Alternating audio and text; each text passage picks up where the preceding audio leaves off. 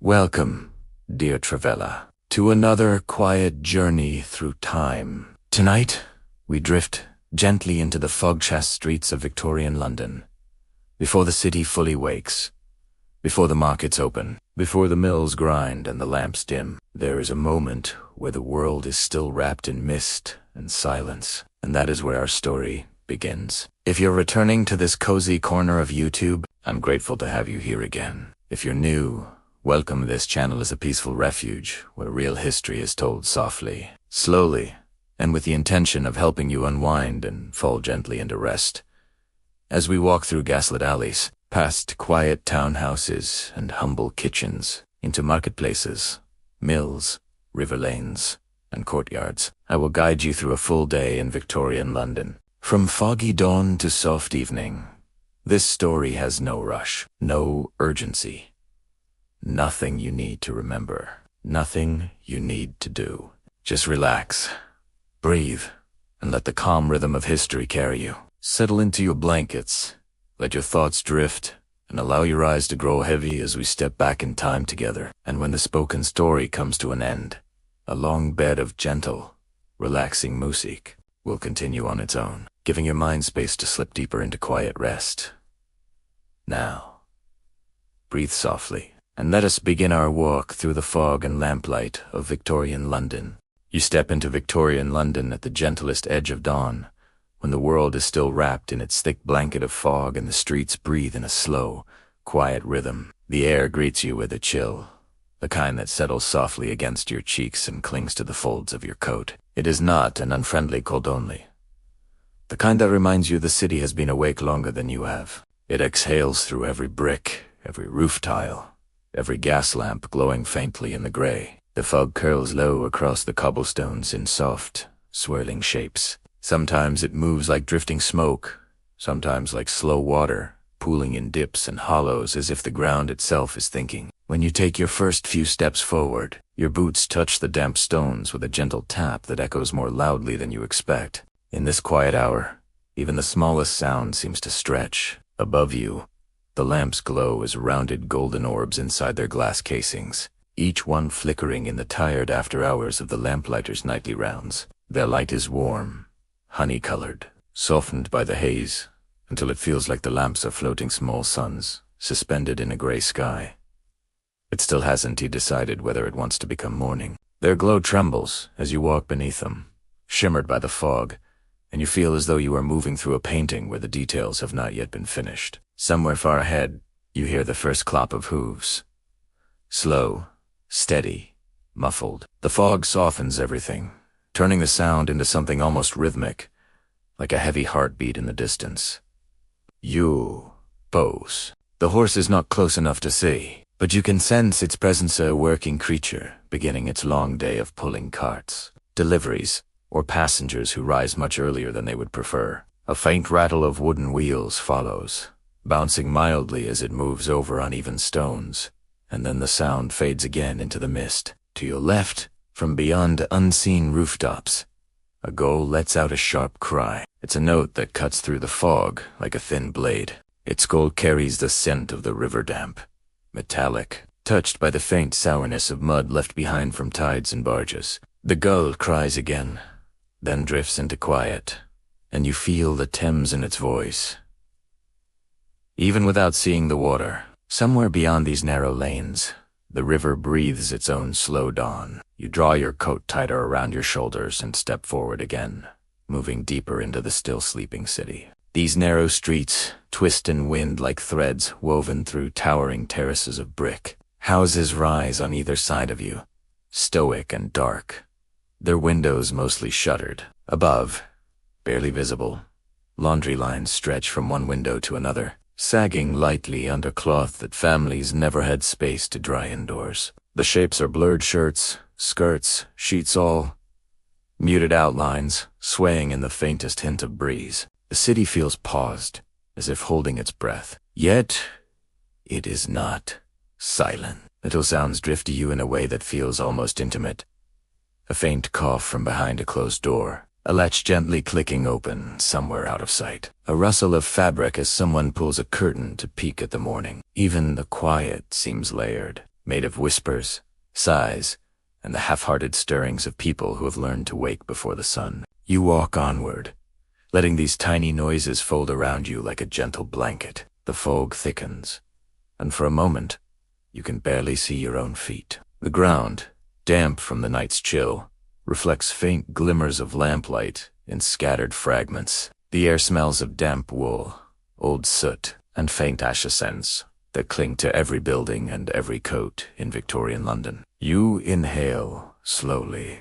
The air tastes cool, earthy, familiar. It is the breath of a city built on coal, labor, and restless ambition. A cat slips across your path, silent as a shadow. You only notice it by the slight distortion in the fog, then by the quick glint of its eyes, catching a lamp's glow. It stops for a heartbeat, studying you with a stillness that feels almost aware. Then, without a sound, it moves on, disappearing between two bins and leaving no trace behind. Cats belong to this world as much as chimneys and cartwheels. They patrol bakeries, granaries, cellars, earning their presence through work as much as any person. You continue walking, your steps slow, as though you do not wish to disturb the fragile spell of dawn. Ahead, the fog begins to glow, faintly a whisper of sun trying to force its way through.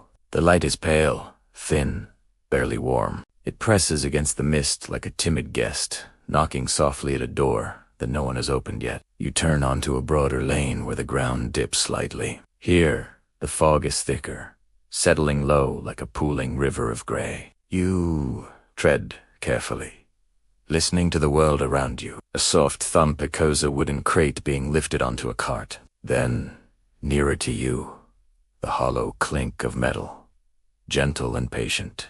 Perhaps a lamplighter returning his tools to his belt as he completes the morning extinguishing. The lamplighters move like ghosts in this hour. You see one of them emerge faintly ahead, a silhouette with a long pole resting across his shoulder, his steps slow and steady. He doesn't see you at first. His hat is low, his cloak heavy, and the fog curls around his figure so completely that he seems almost part of it. When he passes you, you catch a whiff of warm metal from the lamp snuffer on his pole. His footsteps fade in uneven echoes, swallowed by distance. You move on until you reach a small, open square. The fog lifts ever so slightly, revealing outlines of market stalls empty now, each one closed with wooden shutters still damp from night air. Later, this place will come alive with shouts, clattering dishes, the snapping of fish bones, and the hurried steps of customers. But now, it rests.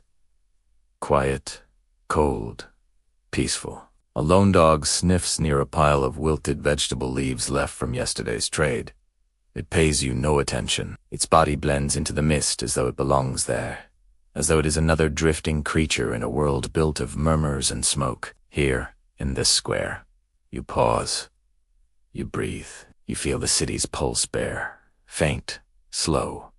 A golden shimmer spreads through the fog above you. The sun hasn't risen fully, but it is trying. Light touches the tops of chimneys first, then glides down the brick walls like a thin veil of warmth. The fog responds by glowing softly, turning pale gold where the beams strike it, like honey thinned with morning air. You close your eyes for a moment and listen again to the distant hooves, the half-awake murmur inside nearby homes, the rustling of laundry under the faint breeze. Everything around you speaks gently, in a language made of textures and temperatures rather than words. It invites you to walk deeper, to drift slowly through its waking breath, to continue discovering the morning before the world fully stirs. When you open your eyes again, the fog shifts once more, and the city feels ready to lead you onward. Victorian London is waking, Bedtime, and you are here to witness its first tender heartbeat.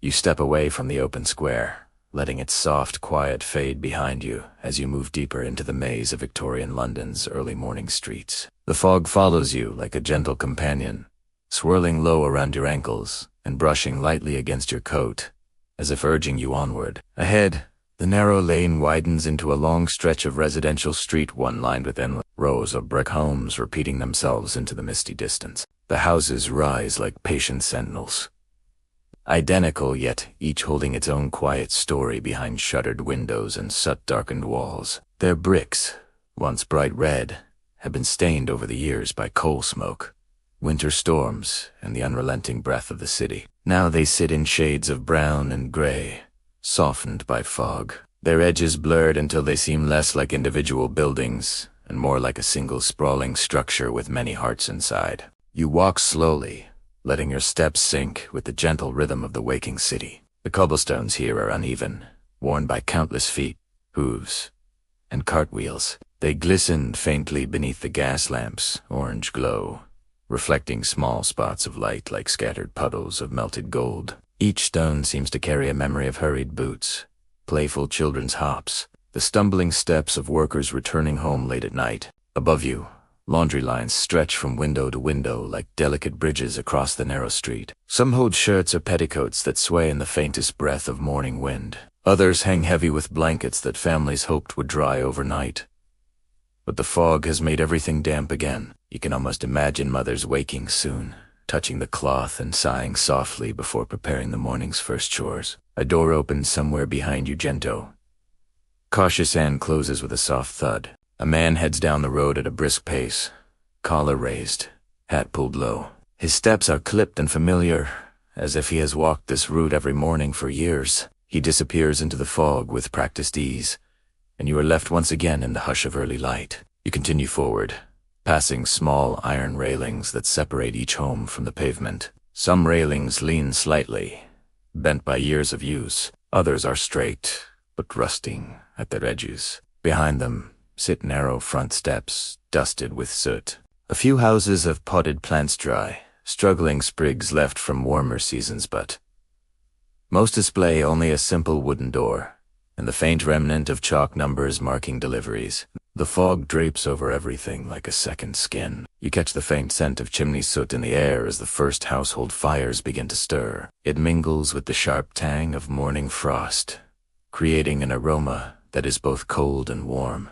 familiar and strange. The scent seems woven into the bricks themselves, as if the walls have breathed in smoke for so long that it has become their natural perfume. A sudden rattle breaks the quiet, the scrape of shutters being pulled open. You glance upward toward the sound. Behind a window, a figure briefly appears, wrapped in a shawl, rubbing sleep from their eyes. They disappear again just as quickly, leaving behind the faint glow of a candle or lamp flickering inside. You pass one row house, where the curtains have been left slightly ajar. A soft golden light spills through the gap, warming the damp ground beneath it. You can hear someone moving about, careful footsteps, the quiet clink of a teacup being lifted, the shuffle of coal being added to a small stove. These sounds drift into the street like whispers, moments of private life made part of the city's morning chorus. Further along the lane, you hear a baby's muffled cry, soft, half awake. A woman's voice follows, gentle and soothing, humming a rhythm older than the city itself. The melody floats through the fog, comforting and tender, before fading back into quiet. You continue your steady pace, feeling as though you are walking through a living tapestry. Every home is a patch sewn to the next, forming a long, steady pattern of human effort, work, rest, chores, meals, conversations whispered over candlelight, laughter shared quietly so as not to wake neighbors. Victorian London's row houses hold thousands of tiny stories at once. As you walk deeper, the fog begins to thin just enough for shapes to sharpen. You begin to notice details, the narrow iron knockers on doors, the cracked edges of window frames, the faint smudge of chalk marks where children once drew simple games during brighter afternoons. On one stoop, a pair of small boots sits neatly beside a larger pair, both damp from yesterday's use. On another, a broom leans like a weary worker, waiting for its duties to begin. You pause when you reach a particularly long stretch of houses. A curved street extends ahead, and the row homes follow its bend in perfect rhythm. They look almost like theater scenery waiting for actors to appear. But for now, you are the only one walking through this set. The fog, your silent audience. From farther ahead, you hear the soft creak of cart wheels. They move slowly, steadily, as though the driver is in no rush. The sound grows clearer until the cart emerges from the mist, a small delivery wagon, pulled by a sleepy-looking horse, with its breath forming little white clouds in the cold air. The driver nods to you politely as he passes. His coat is worn, his eyes half closed, but he smiles faintly, as if sharing a quiet understanding with someone else who appreciates this peaceful hour. The horse's hooves clopped against the stones, rhythmic and comforting. When the cart passes, a sound fades into the fog again, leaving behind a trail of soft echoes. You follow their vanishing rhythm until the street becomes still once more. To your right, a faint metallic clang rings out. You turn toward it and see a young boy barely more than a silhouette, emptying a bucket of coal pieces into a bin beside the steps of one house. The coal lands with a muted clatter. The boy wipes his hands on his trousers, glances at you, then slips back inside before the cold can settle into his skin. You work on it. The houses grow narrower here, their chimneys rising higher and closer together, forming a jagged skyline of brick and iron.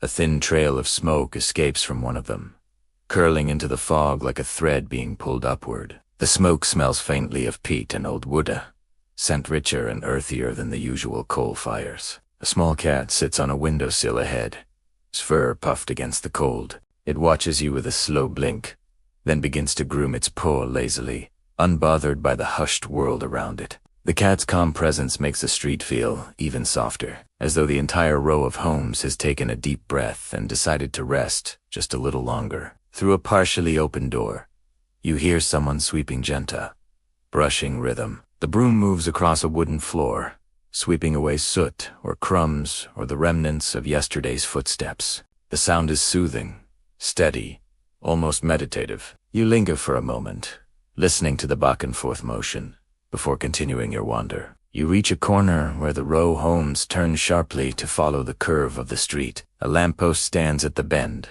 its glass still glowing faintly, though the light is growing weaker as dawn slowly brightens the sky. The fog around it glows gold, then white, then the soft pale gray of early morning. Beyond this corner, the row houses continue endlessly, brick stacked upon brick, window beside window, life next to life. The fog still clings to them, but the first hints of morning light begin to stretch across the rooftops. You step around the corner, letting the gentle glow guide your path. The waking city unfolds before you, quiet and unhurried, and your journey into Victorian London continues.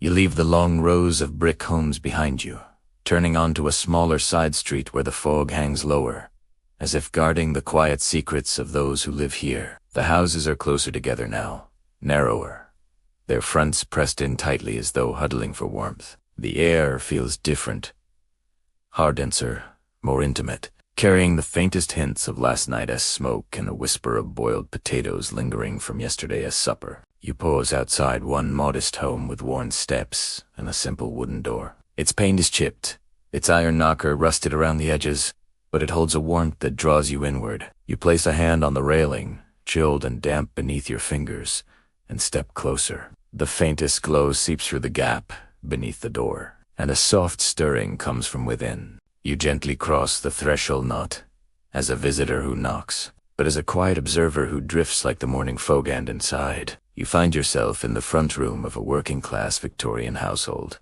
The room is dim, lit only by the trembling embers of last night's fire. The small hearth sits in the center of the far wall, its bricks dark with soot, its grate filled with the orange glow of a coal bed still clinging to life. The embers pulse like a sleeping heartbeat, brightening faintly each time a draft moves through the room. A man kneels before the hearth, coaxing the embers back to flame. You watch as he lifts his small poker, stirring, slowly, carefully, the scrape of metal on brick almost too soft to hear. His movements are practiced gentle enough not to wake the children in the next room. Sure enough, to build a day's first warmth.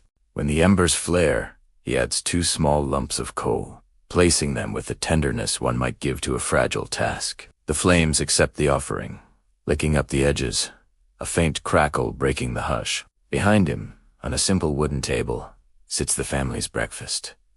A small loaf of bread wrapped loosely in cloth, a thin pot of tea waiting to be reheated, and a single candle that is burned low enough to leave melted wax pooled at its base. The table bears marks of long-used scratches from knives, stains from spilled broth, and softened corners where hands have rested day after day. In a corner of the room stands a narrow bed where 2 small shapes lie beneath a wool blanket. You can see the gentle rise and fall of their breaths, hear the soft sighs of sleep. The blanket is coarse, but warm, patched in places where fabric is worn thin. A worn rag doll rests near the children's feet, its yarn, hair, tangled, its stitched face faded. The doll has clearly been loved through years of nights like this. The room carries its own quiet symphony.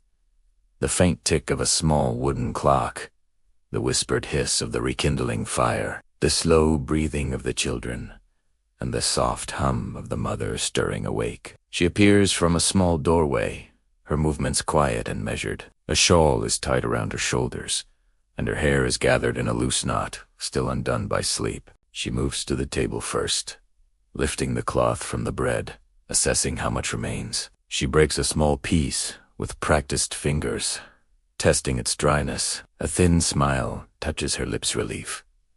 Perhaps that it is still soft enough for breakfast. Then she turns toward the hearth, her steps light so as not to creak the floorboards. Her husband shifts slightly to make room as she kneels beside him. Together, they feed the growing fire with another handful of coal. Their hands move in a quiet harmony, and gestures learned through years of morning routines.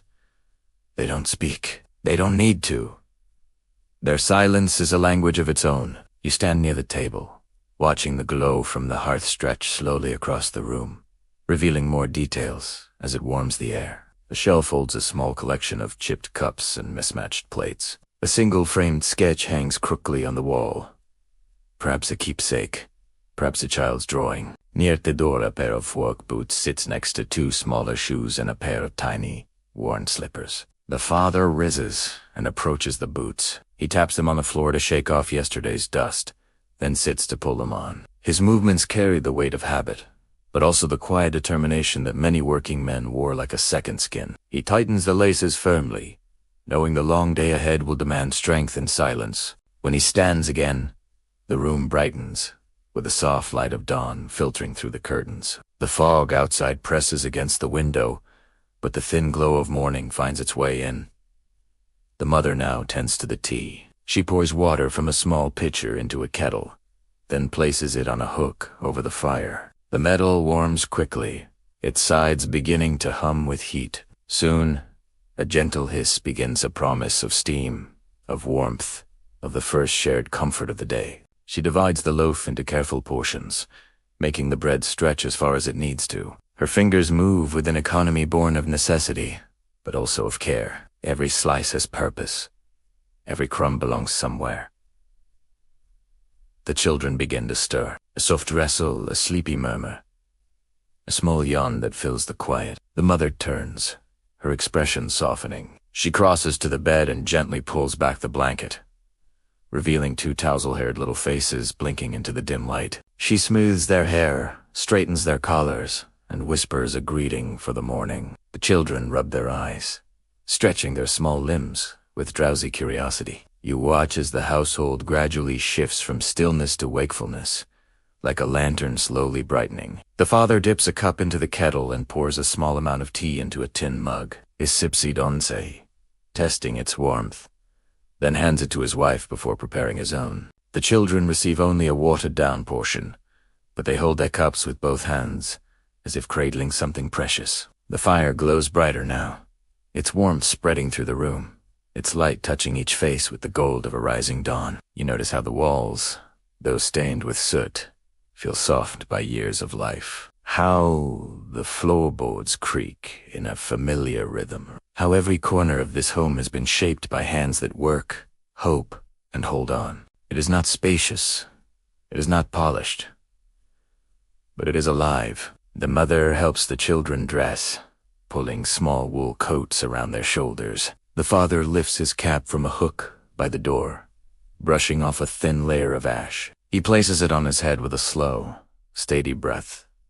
The day awaits him. The factory whistle has not yet blown, but he knows it will soon. Before leaving, he steps back toward the table, touching the top of his children's heads gently. They lean into his hands instinctively, comforted by the familiar gesture. He exchanges a brief look with his wife, one filled with quiet trust, with the understanding of shared burden's end.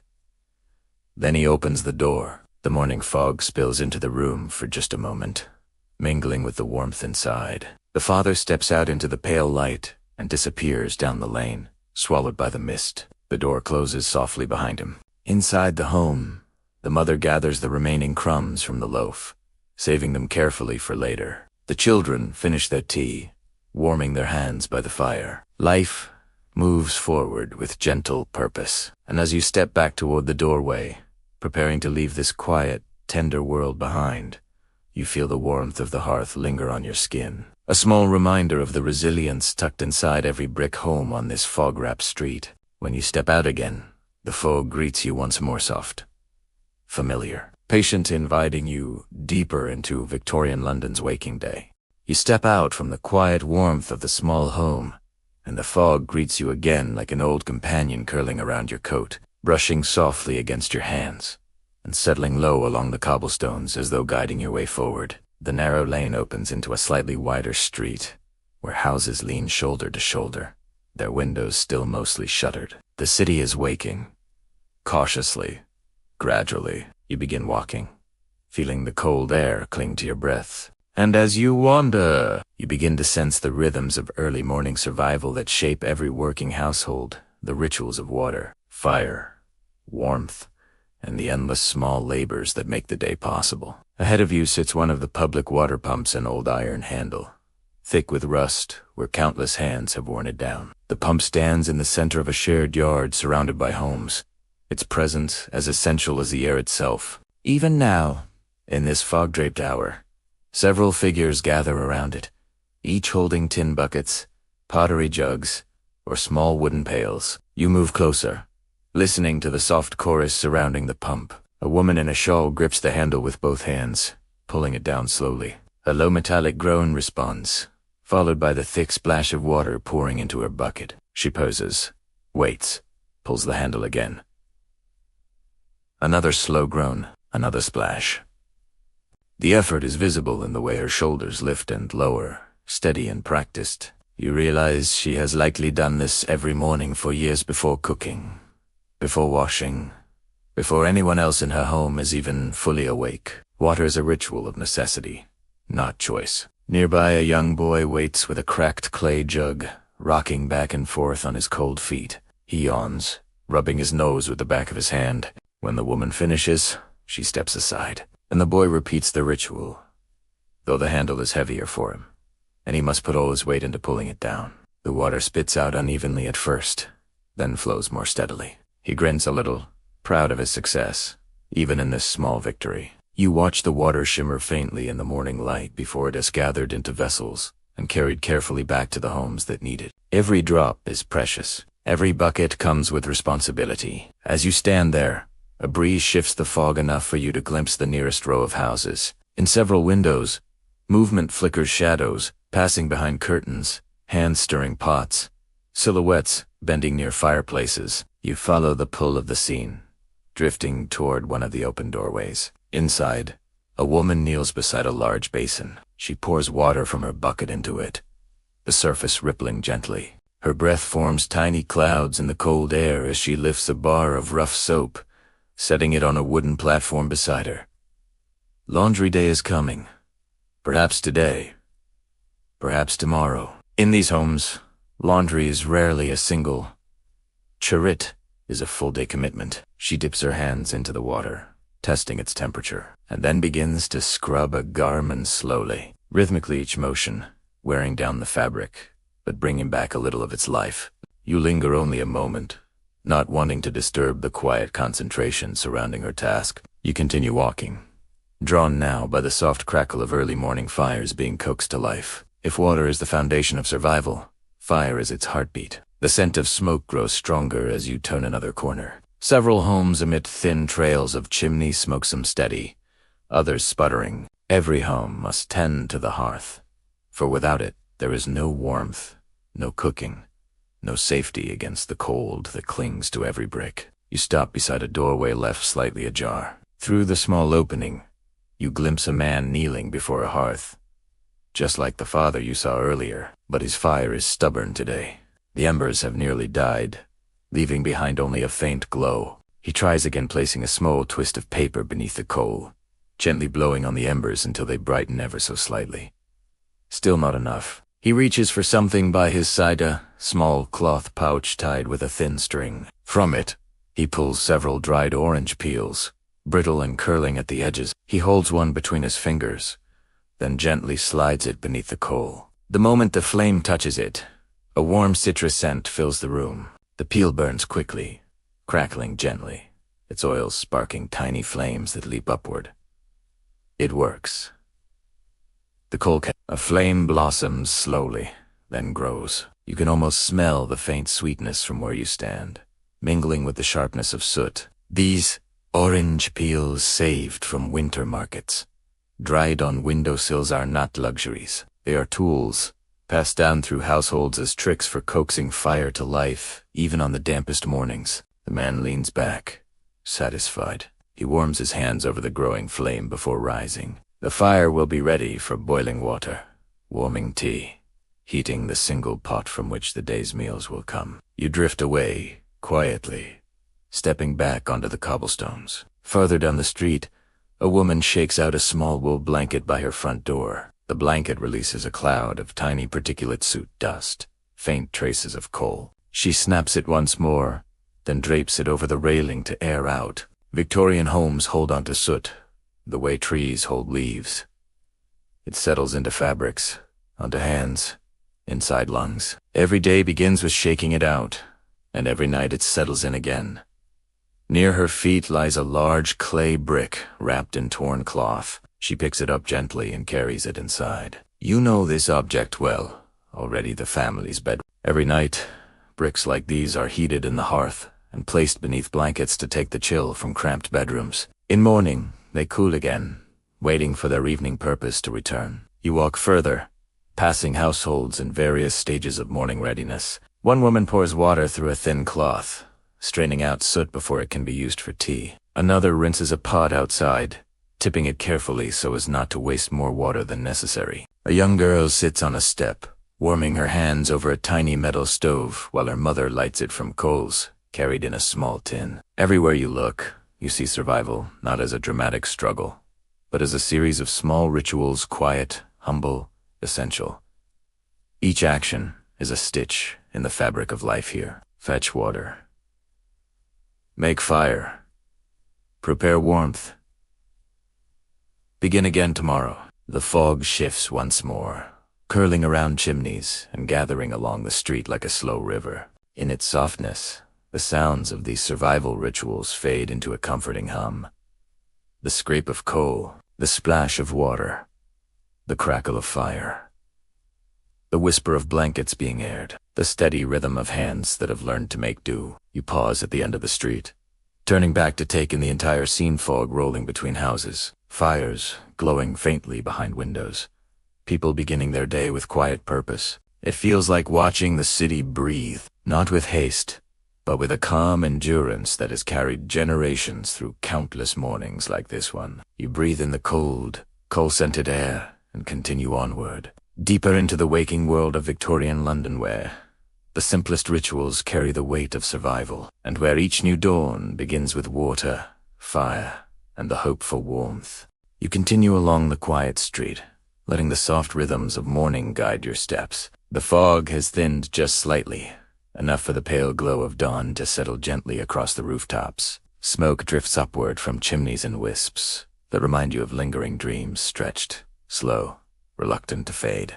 And as you walk, you feel the city beginning to divide itself into the different worlds that make up Victorian London. Each home, each door, each brick bears its own story. And nowhere is that more clear than at breakfast. You hear the first clues in the air around you.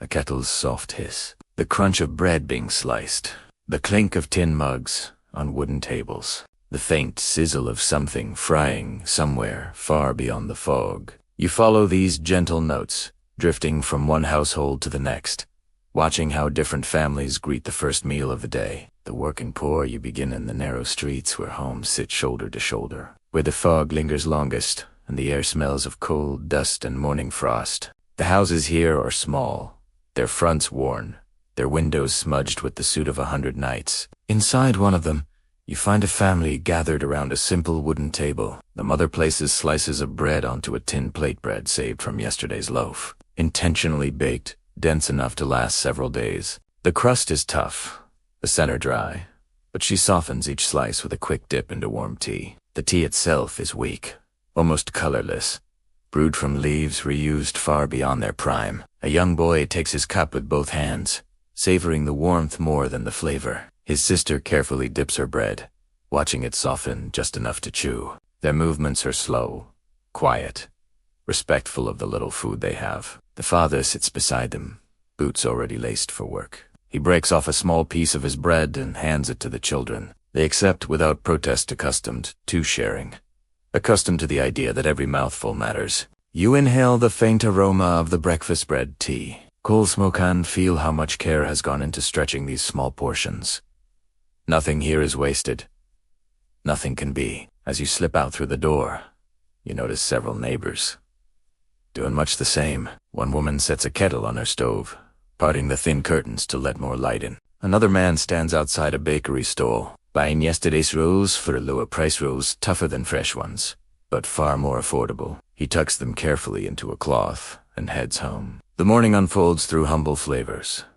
Dry bread softened by steam, porridge left overnight to thicken, tea that warms more than it satisfies. And yet, there is tenderness in a quiet resilience. Street sellers and school children, you continue walking until the narrow homes give way to a small square. A baker opens his wooden shutters, and the slightest warmth escapes from a rich, comforting scent of dough, yeast, and flour-dusted air. But his fresh loaves are expensive, meant for households with more coins to spare. Workers and school children instead gather around the side of the stall, where bags of broken crusts and de-old rolls are sold for pennies. A boy in a wool cap reaches into his pocket, offering a single copper coin. The baker nods and hands him a small bag of scattered pieces, some hard as stone, others just soft enough to bite. The boy presses the bag to his chest as if guarding something precious before hurrying off. Another child, a girl with a school slate under her arm, buys only a single roll. She tucks it into her coat for later, knowing she'll nibble on it throughout the day. Her breakfast is not a meal, it is a companion to get her through hours of lessons. You watch her walk away, her small boots tapping gently on the cobblestones, her breath forming little puffs in the air. A glimpse into a middle-class meal farther from the cramped streets. The fog lifts slightly, and you find yourself in a neighborhood where the homes rise taller, with larger windows and polished railings. The air smells less of coal and more of morning frost, mixed with the faint sweetness of pastries from a nearby shop. You drift toward one of these homes, slipping inside with the quiet confidence of the fog itself. In the dining room, the family sits around a table set with modest but thoughtful care. The mother pours cocoa into mugs thicker and sweeter than the tea in poorer homes.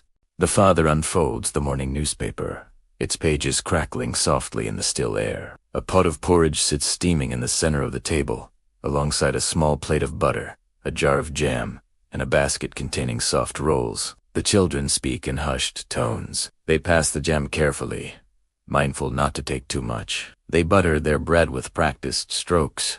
The meal is simple but warm, a comfort that marks their place between struggle and privilege. The mother reminds one child to finish quickly, as lessons await. The father glances at the clock on the mantel, knowing he must leave soon for work at his office or shop. Yet the room remains gentle. It's quiet, filled with the soft clinking of spoons and the scent of warm cocoa. You feel the calm routine of a family that works hard but eats with a small measure of ease. The upper class and their morning trays. Eventually, the atmosphere shifts. You feel it in the quality of the air, in the shine of polished brass, in the neatly swept streets. Here, breakfast takes on an entirely different shape. You step through the door of a large townhouse where the ceilings rise high and the walls are lined with frames and tapestries. The hearth burns brighter.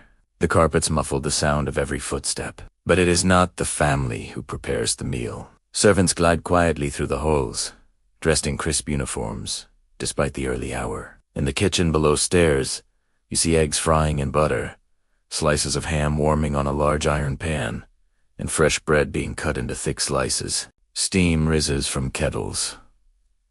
Plates clatter softly. Hands move swiftly, expertly. Then you follow one maid as she assembles a breakfast tray. She places a porcelain teapot filled with fragrant cocoa, a dish of butter curls, 2 poached eggs, a small pot of marmalade, and a plate of lightly toasted bread. She lifts the tray with careful strength and carries it upstairs to the master bedroom. The house is quiet, almost reverentas. She knocks once, softly, waits for permission, then enters. Inside, the room is drenched in soft fabrics and warm colors. Heavy curtains block the cold air, and the bed is made of thick layers of blankets. The master of the house sits up slowly, rubbing sleep from his eyes as the tray is placed before him. He eats in private comfort, surrounded by the warmth of a world many in this city never experience. His morning is not built on survival, but on ritual and luxury. Even the newspapers delivered to his door are crisp and clean, untouched by soot or smudged hands. You watch quietly, noticing the contrast, the distance between this breakfast and the ones you witnessed earlier. Each table, each cup, each piece of bread reveals London's divisions as clearly as its streets do. And yet, in every class, morning brings people together in a shared human rhythm. The need for warmth, the desire for nourishment, the hope for a steady day ahead. Returning to the streets. You step out again, letting the fog gather around you once more. The scents of breakfast linger in the air. Coal smoke, cocoa, bread, butter, porridge, tea. Across the city, thousands of tables hold thousands of different meals. Some modest, some empty, some abundant. But all of them are pieces of the same waking city. Victorian London, breathing into its morning through the stories of its people, invites you to keep walking too. Continue exploring its quiet rituals and its many lives bound together by the soft glow of a new day.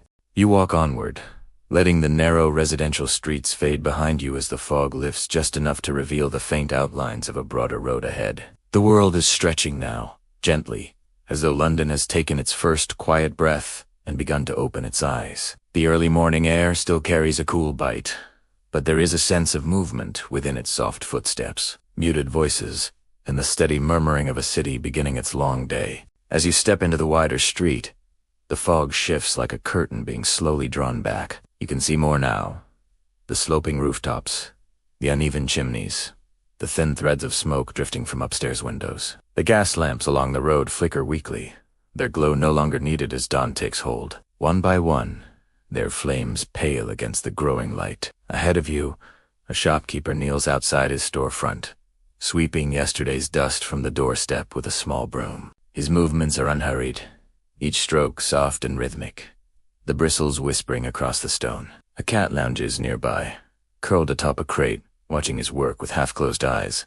The cat stretches as you pass, arching its back lazily before settling again with a contented sigh. The shopkeeper nods to you, a brief but warm acknowledgement shared between early risers. Further down the road, two boys push open the heavy shutters of a bakery. The hinges creak loudly in the quiet air, and warm-smelling steam escapes from inside. The scent fresh dough, warm crust. A hint of yeast drifts toward you like a comforting embrace. The boys laugh softly as they work, breath visible in the cool air. Excitement rising with the promise of freshly baked bread that will soon fill the shelves. You notice more signs of life with each step. A woman pulls open the curtains of her second-story window, releasing a splash of golden lamplight into the fog before she snuffs the flame. A man in a thick wool coat loads crates onto a cart, pausing occasionally to wipe the cold from his beard. A group of young chimney sweeps stumble sleepily from an alleyway, rubbing soot from their eyes as they prepare for another long day. The sound of distant hooves reaches you again, but now the rhythm is steadier, busier, more assured. A horse-drawn omnibus appears through the thinning fog, its wheels rattling. Its driver, perched high, reins in hand. Passengers stand in clusters around the vehicle, waiting to board. Their breaths cloud the air as they chatter quietly. Some carry small packages. Others clutch lunch pails or rolled-up ledgers. They gather like shadows, preparing to disperse across the city's vast, demanding landscape.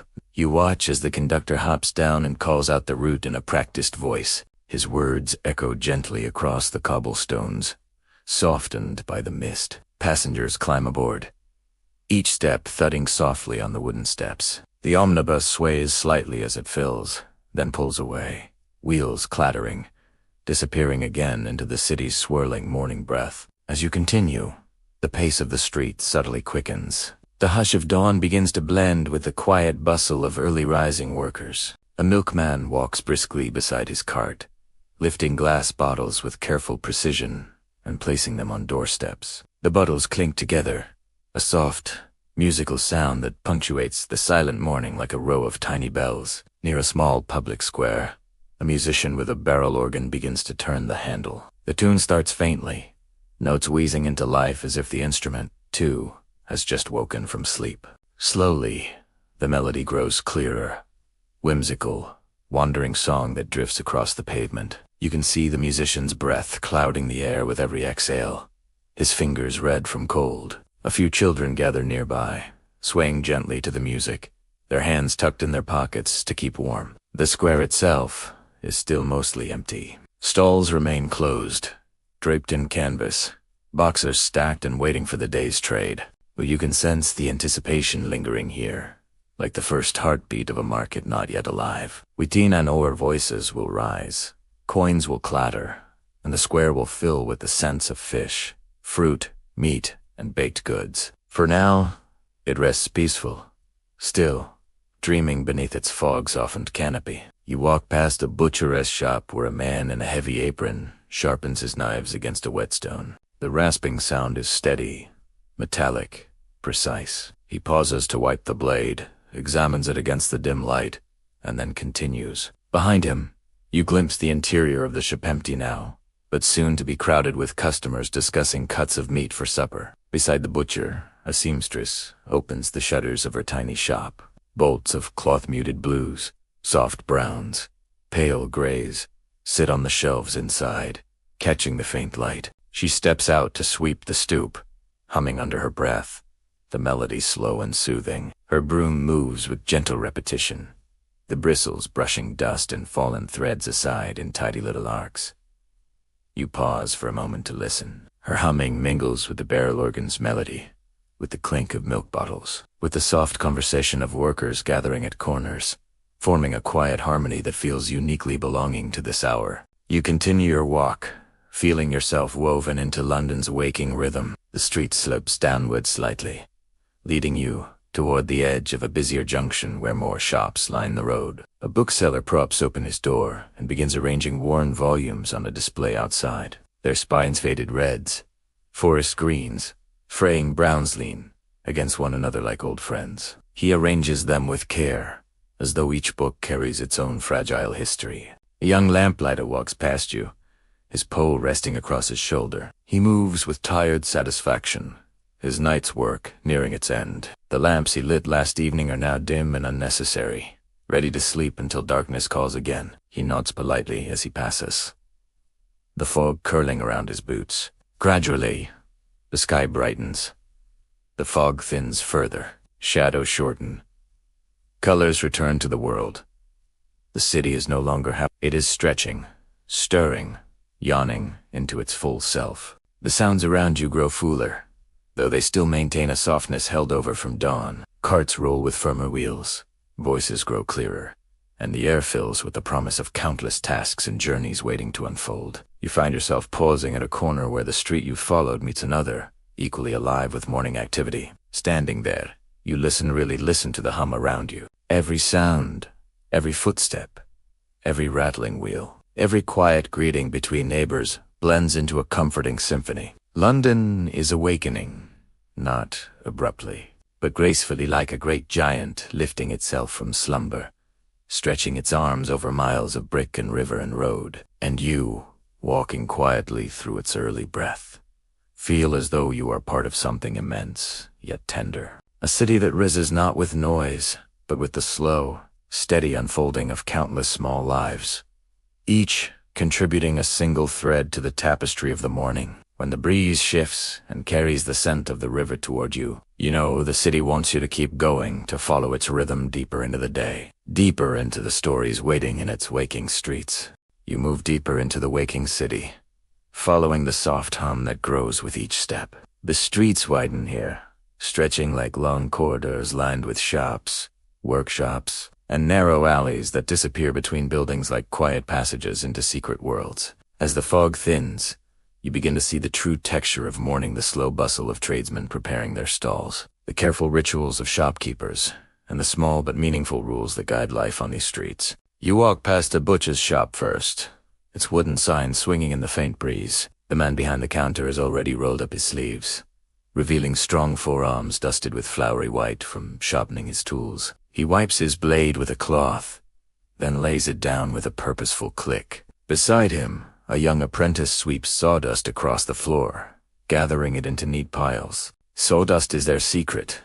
It absorbs the mess of the day, making cleanup a little easier when customers come. The apprentice yawns, but keeps working. Today will be long, as will every day after it. You continue on, drawn by the steady clatter of wooden crates. A greengrocer hauls them from a delivery cart, stacking them outside his shop with practiced motion. The crates are filled with potatoes, wilted greens, slightly bruised apples, nothing too luxurious, but enough to feed the neighborhood. He pauses to wipe rainwater from a cabbage leaf, inspecting it before setting it proudly at the front of his stall. Even bruised fruit has value here, and he handles each item with the care of someone who knows its worth. Further down, the soft clang of metal draws your attention. A blacksmith leans over his anvil, lifting a horseshoe with a pair of tongs. The forge behind him glows like a second sun, even in the early morning chill. Sparks dance along the edges of his hammer as he shapes hot iron with steady blows. The rhythm is hypnotic metal striking metal,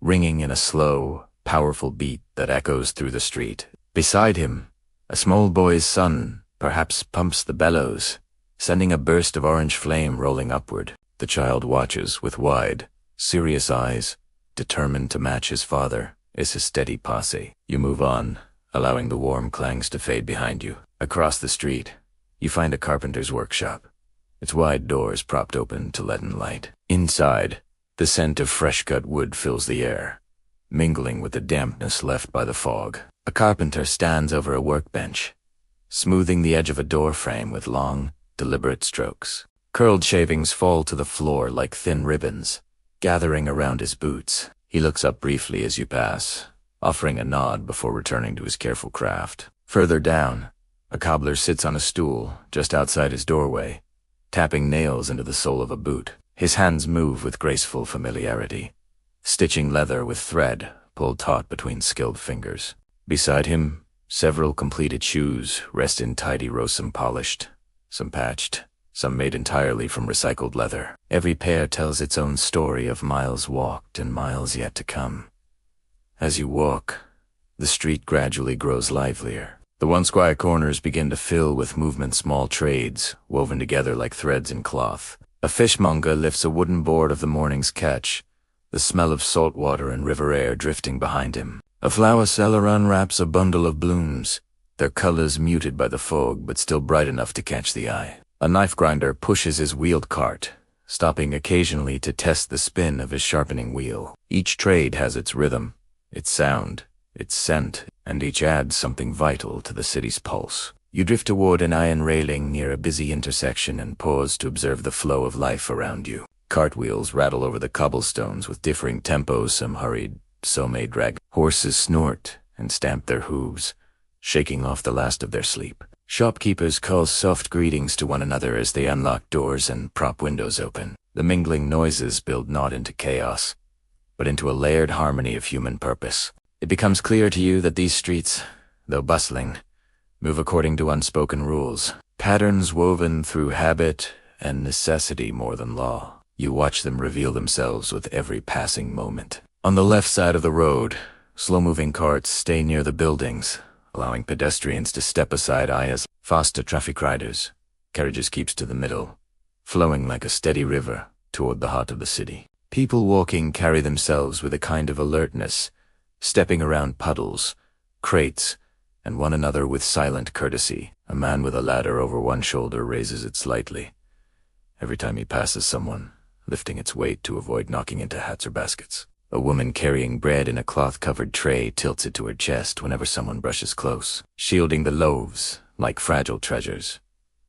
A young errand boy weaves through the crowd with remarkable skill, clutching parcels in both arms without disturbing a single passer. Street etiquette here is natural-born, not from rules posted on walls, but from the shared understanding that survival depends on cooperation, on rhythm, on subtle coordination. You watch as two men nearly collide at a corner. Instead of anger, they both pause, one lifting his cap, the other offering a quick apology. They share a brief nod, then continue on their separate paths. London is vast and crowded, but even in its busiest corners, respect is its own quiet currency. Near a tailor's shop, a woman balances a basket of laundry on a hip. The basket is heavy, filled with garments that need mending or washing. A passing deliveryman notices her slight struggle and steps aside, allowing her space to move. She nods in gratitude before disappearing into a narrow alley leading to a courtyard where lines of clothing sway like soft ghosts waiting to be revived. You continue walking,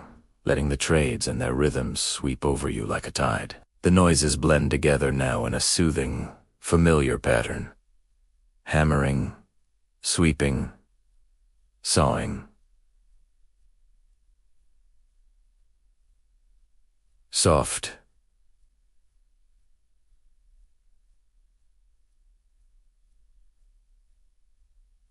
Soft by distance, the scraping of crates, the hiss of steam from small street kettles. These are the sounds that stitch the morning together. As the fog rises further, shafts of sunlight fall onto the street in gentle beams. They illuminate the dust floating in the air, turning it into tiny flecks of gold. You watch the particles drift, carried by the movement around you, by footsteps, by carts, by the constant breath of a giant city coming fully awake. You step forward once more, feeling the hum of London settle into your bones. Every trade you pass, every shop you glimpse, every unspoken street rule you witness contributes to a tapestry older and richer than any single story. It is a living organism of motion and purpose, guided by countless hands that rarely stop moving. And as you continue down the bustling lane, you can sense the day gathering momentum slowly, steadily, like the rising sun behind the thinning veil of mist. Your journey deep into Victorian London continues, surrounded by the warmth and rhythm of a city shaped not by kings or monuments, but by the quiet labor of its people. You leave the bustle of the morning streets behind and drift toward the eastern edge of the district, where the air grows thicker, heavier, carrying with it a low vibration that seems to hum beneath the fog. The sound is faint at first, like a distant heartbeat, steady and relentless, but with every step you take, it grows more insistent. Not loud, not sharp, but constant. A rhythm shaped by machinery, by gears, by countless hands working in unison. You know you are approaching the mills. The buildings rise before you like great brick giants tall, imposing, their many windows stacked in even rows like watchful eyes. The fog clings to their walls, softening their edges, but even this gentle mist cannot hide their power. These mills are the lungs of Victorian industry, drawing people in from every corner of the city and breathing out the threads, cloth, and goods that feed the world beyond. You step through a tall archway, slipping inside as quietly as a shadow. The moment you cross the threshold, the air changes. It becomes warmer, dustier, charged with the sharp scent of oil and the faint sweetness of cotton. The humming you heard outside swells into a full-bodied vibration. The floor seems to vibrate beneath your feet, not violently, but with a steady insistence like the pulse of something immense and alive. Rows of machines stretch into the dim distance, each one towering over the workers who tend them. Looms stand side by side, their wooden arms and iron frames clattering and snapping in a synchronized dance. Their sounds weave together, click, snap, whir, thump, over and over, forming a rhythm so steady that it becomes almost hypnotic. Your breath softens as you take in the sight. Workers stand close to the machines, their movements precise and practiced. Many are young, some barely older than children you passed earlier in the street. Others are older, their backs slightly hunched from years of bending, reaching, lifting. Their clothes are simple, worn from daily labor, and covered lightly with a fine layer of cotton dust that settles on their shoulders like pale snow. A young girl, perhaps 10 or 11, moves between two spinning machines with astonishing speed. Her small fingers dart in to tie a broken thread, then dart out again before the machine's motion returns. Her face is calm, not fearful, not hurried but focused. This work requires attention, patience, and an agility that children often learn quicker than adults. You watch her tuck a strand of hair behind her ear before she returns to her task. Nearby, a man stands at a loom, guiding the shuttle with strong, steady hands. Each movement is deliberate, He watches the threads closely, checking for tension, for breaks, for the subtle signs of error that only experience can detect. When he pauses to wipe sweat from his brow, you see the faint lines etched into his skin lines, carved by long hours in this relentless rhythm. The air is thick here. Threads drift like tiny feathers. Dust glitters in the beams of weak morning light filtering through high windows. The sound is constant, pressing gently into your ears, into your bones. And yet, there is something strangely soothing in the repetition. Something steady, dependable. You walk slowly between the rows of machines, moving as gently as the fog shifting outside the mill's brick walls. A soft breeze from an open window sends a swirl of dust into the air, catching the light like drifting stars. You watch them float upward, each one turning lazily before settling again on the floor, on the worker's shoulders, on the cloth being woven. In a far corner, a foreman leans against a railing, scanning the floor. His posture is stern but not unkind. He watches for problems, for jammed threads, for machines that slow, for workers who need help. His job is as much about listening as watching. He tilts his head occasionally, hearing the rhythm of the looms. Any change in the pattern, any disruption in the music of machinery, tells him where he must go next. You turn toward a quiet side room and step inside. Here, the machines are smaller, the noise softer, though still persistent. Several children sit on stools, sorting piles of cotton. Their hands move constantly, pulling apart clumps, removing debris, straightening fibers. They speak only in whispers, but not out of fear, because the rhythm of the room encourages quiet. Their murmurs blend with the low hum of machinery in the next room, creating a gentle, layered soundscape that soothes rather than overwhelms. One child, a boy no older than 9, hums under his breath as he works a simple tune, a soft rise and fall. You can barely hear it over the machinery, but it floats through the dust-filled air like a fragile thread of comfort. You pause to watch him. He hums. He sorts. He pauses, blinks dust from his eyes, hums again. His rhythm becomes part of the mill's rhythm, a human note woven into the mechanical music. You step back into the main room, letting the fuller, stronger clatter of looms surround you once more. The machines sway slightly with each impact of their shuttles. The belts turning overhead move with slow, powerful reliability. The air vibrates gently, and the vibration becomes part of your breathing, syncing with the rise and fall of your chest. There is something deeply grounding in this atmosphere, a sense of purpose, a sense of order amidst chaos. You notice a woman guiding a roll of finished cloth onto a beam, her hands steady despite the thickness of the fabric. She smooths it, checking for flaws. The cloth is pale and soft, its surface patterned faintly by the weave. She takes pride in this. Her eyes linger on the fabric, her fingertips brushing it as if feeling its story. In another corner, a man oils the gears of a machine. The scent of the oil is pungent, but clean, cutting through the cotton dust. He turns a crank, watches the gears turn smoothly again, nods once. He knows that one jammed gear can stop an entire row of machines, and so he tends to them like living creatures in need of care. The morning light grows brighter through the high windows, casting a warm haze across the floor. Shadows stretch and shrink with the motion of the looms, moving in slow waves. You stand in one of these beams, letting the warmth soak into your skin, feeling the mill's heartbeat slow, just enough for you to sense its deeper rhythm. Then, a bell rings soft, muted but powerful enough to ripple across the room.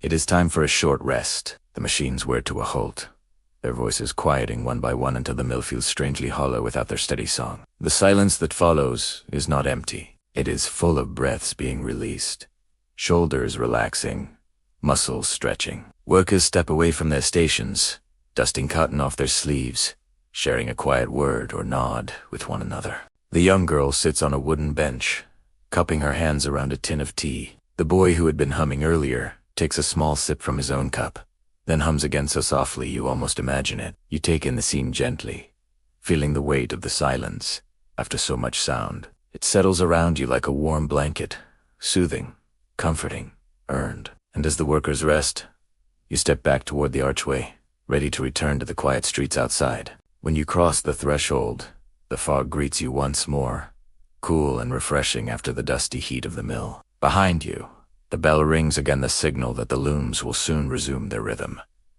The city exhales, the mill inhales, and your journey through Victorian London continues.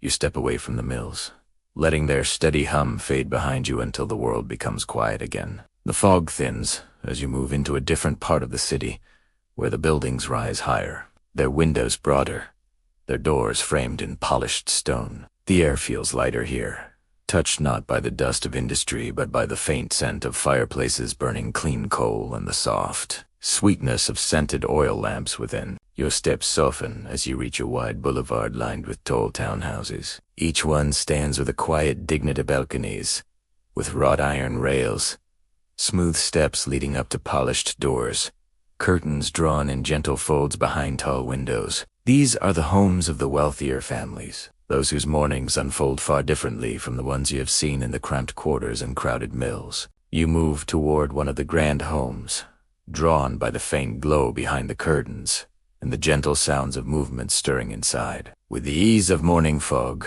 you slip through the doorway, becoming a silent observer within a world built on comfort, formality, and routine. The entrance hall welcomes you with stillness. A tall grandfather clock stands against the wall, its pendulum swinging with slow, steady grace. The floor beneath you is polished wood, smooth enough to reflect the faint glimmer of early light that filters through the frosted glass panels above the door. A soft runner stretches down the hall, muffling every step taken upon it. From deeper within the house, you hear voices low,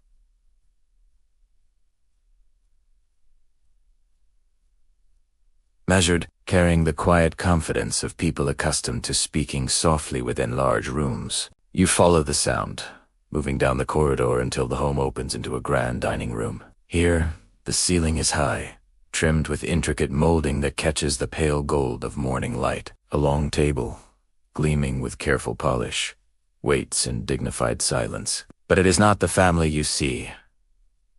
Instead is the servants preparing the room for the morning meal. A maid moves gracefully between the table and the sideboard, her uniform crisp, her hair tied neatly beneath a white cap. She sets out plates with gentle precision, each placement measured, each gesture quiet and practiced. Silverware glints softly as she arranges it in perfect symmetry. Beside her, a footman stands ready with a tray, waiting for the cook downstairs to send up the first dishes of the day. The servants move like dancers in a well-rehearsed performance, synchronized, almost invisible in their efficiency. They speak only when necessary, each word a whisper, each nod subtle and respectful. You follow the footman through a side door and into a hallway that leads toward the back of the house. The air grows warmer, tinged with the comforting smell of toast, butter, and gently simmering cocoa.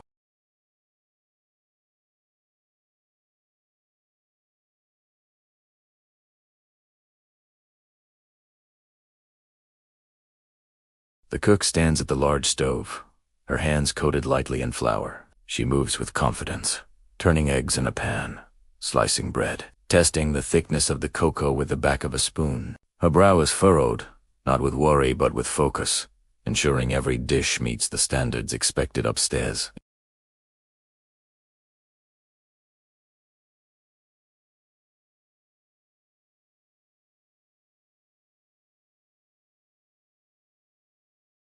Though this is the realm where the work truly happens, it feels no less calm. The hum of the stove, the soft bubbling of pots, the steady footsteps, everything here seems to move in gentle rhythm. You step closer, feeling the warmth from the stove brush your skin, a pleasant contrast to the cool air outside. The cook lifts her chin toward the maid, signaling that the tray is ready. The maid nods, lifting it with both hands, her posture straightening to support its weight. You follow her as she ascends the stairs again, gliding quietly back to the dining room where she places the tray on the sideboard. Moments later, the family begins to arrive. The master of the house enters first, dressed in a dark morning coat. His steps are slow but confident, and he takes his seat at the head of the table as though settling into a ritual. His newspaper lies neatly folded beside his plate. He glances toward the doorway, then adjusts his spectacles before looking out the window at the fog lifting from the street. Next comes the mistress, her gown soft and elegant, her hair arranged in smooth curls. She offers a faint smile to the maid, a silent acknowledgement of the work done before she ever stepped into the room. She places a gloved hand on the back of a chair before sitting with graceful ease. 2 children follow, led gently by a governess whose footsteps remain light and unobtrusive. The children speak in hushed tones, their excitement tamed by the formal atmosphere. They slide into their chairs, glance toward the covered dishes, then fold their hands.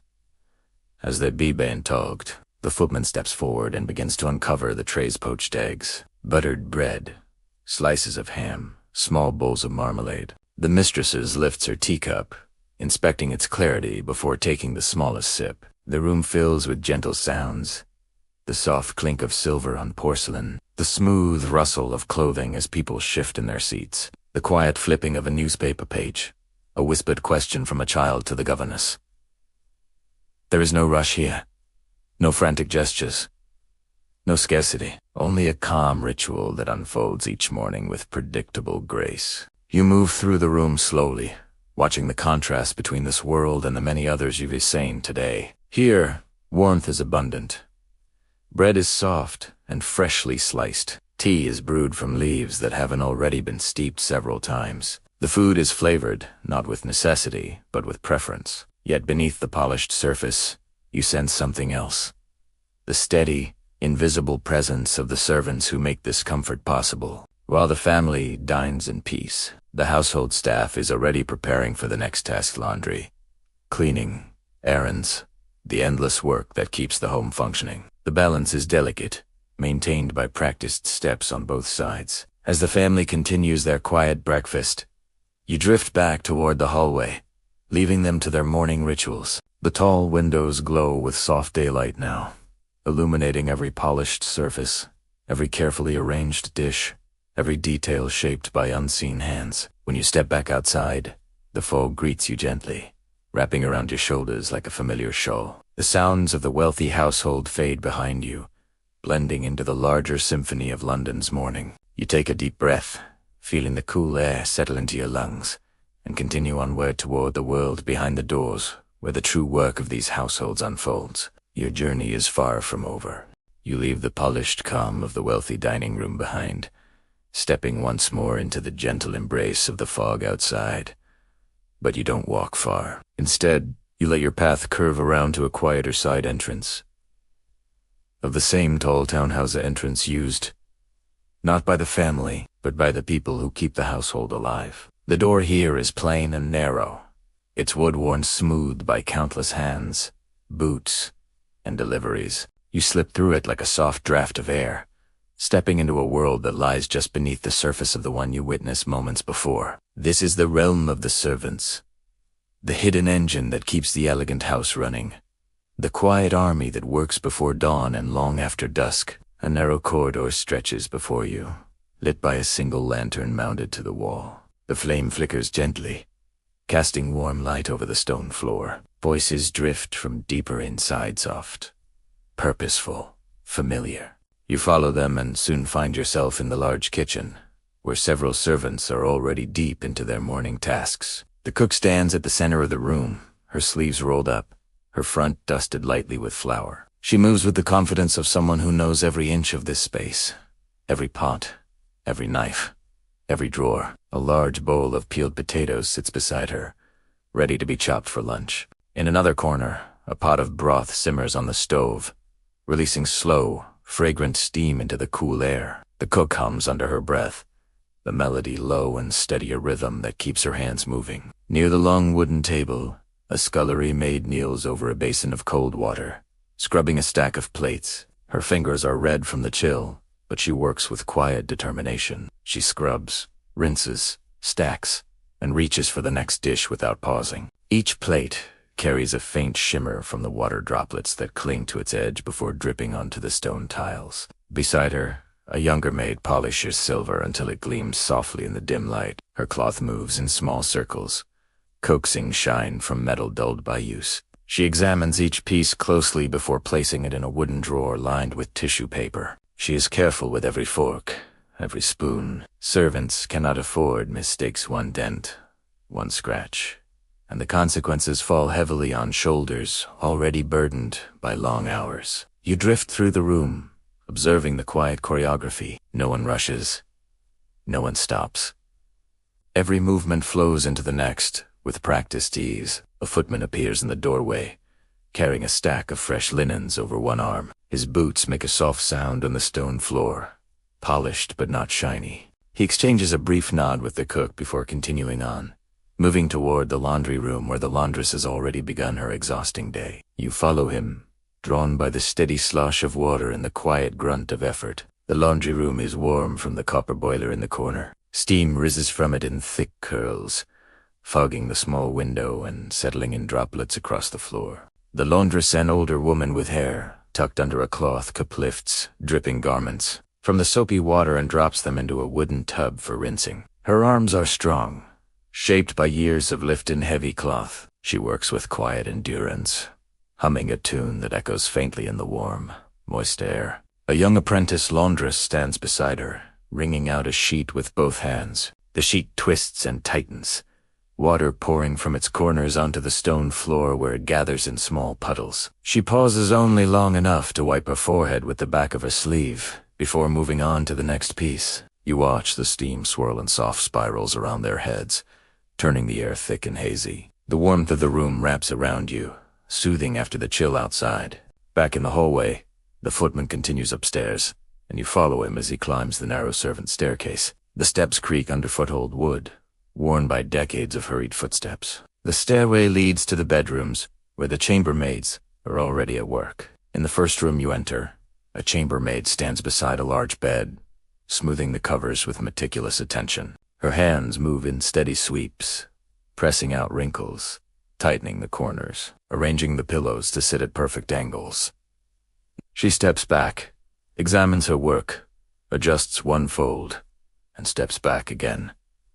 A small dresser stands nearby. On its surface are a brush, a hair comb, several bottles of oils and perfumes. The maid wipes each bottle with a soft cloth, removing the thin layer of dust that settles overnight. She polishes the glass until it gleams faintly in the morning light. In another room across the hall, a second maid kneels beside the fireplace, sweeping ashes into a small pan. She gathers them carefully, then wipes the hearthstone clean. Only then does she place a few new logs in a twist of kindling, arranging them in a deliberate pattern that will catch flame quickly when lit.